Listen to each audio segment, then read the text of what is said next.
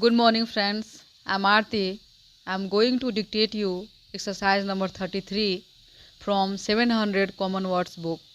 Please like the video, subscribe the channel and press the bell icon. 5 seconds.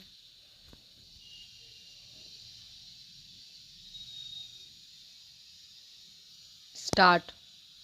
There are few of us who do not find pleasure in the knowledge that we hold in our hands a new book and that we have before us the necessary hour of rest and peace in which to read it.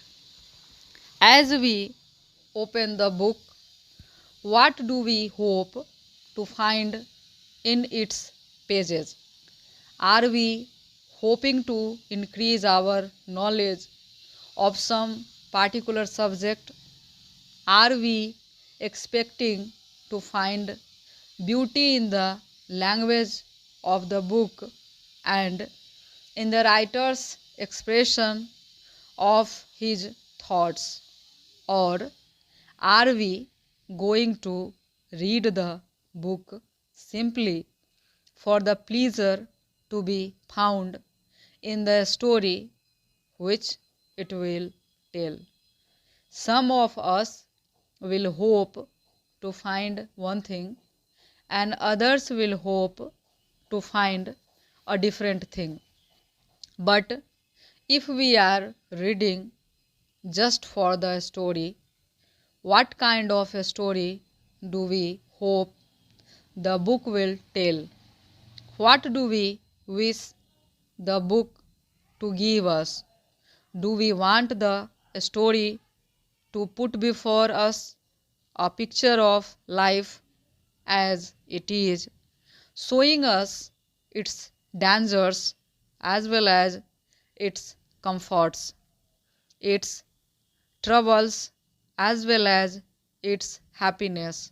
Or do we want the story to take us away from the real world and to open out for us a world of the make believe, to show us life as it might be if this world were perfect, or as it might be in a quite different world which exists only in the mind of the writer? Our answers to these questions will depend partly upon the state of our minds at the time of the question being asked and partly upon the general purpose of our reading.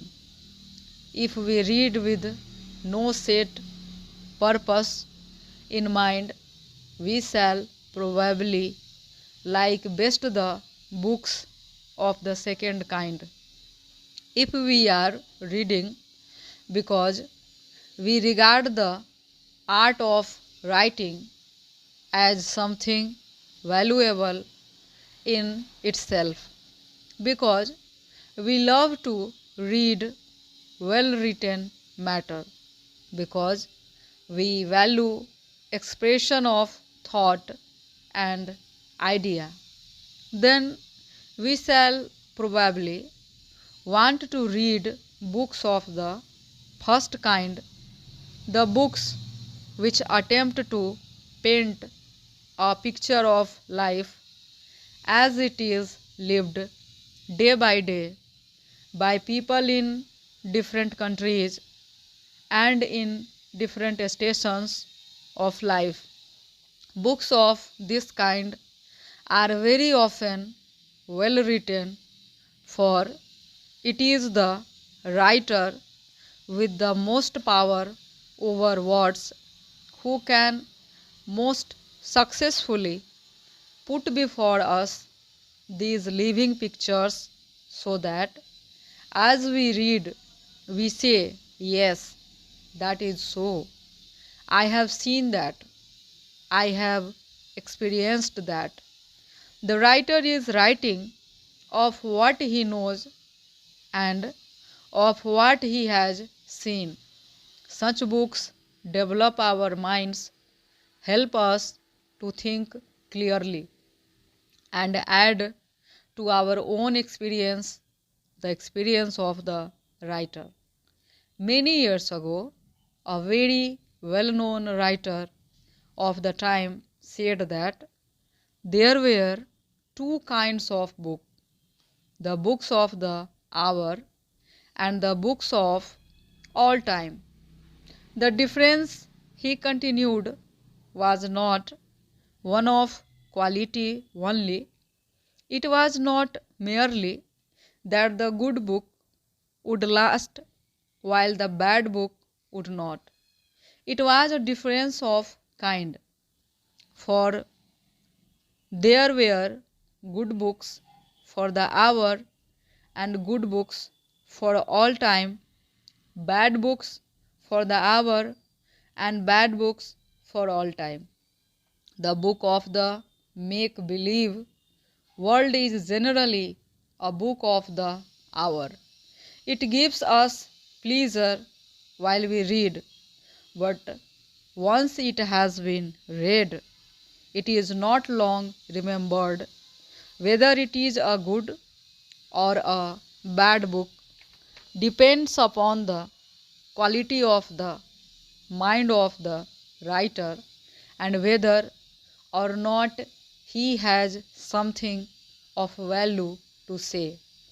On the other hand, we may keep in our minds forever the memory of a book which shows us the real world, but this is only possible if again the writer has had something of value to say and has expressed his thoughts in a language which in itself gives us pleasure. The reading public grows yearly and the number of books issued grows yearly. Which of the last year's books will still be read in the years to come? Few of us would care to express an opinion.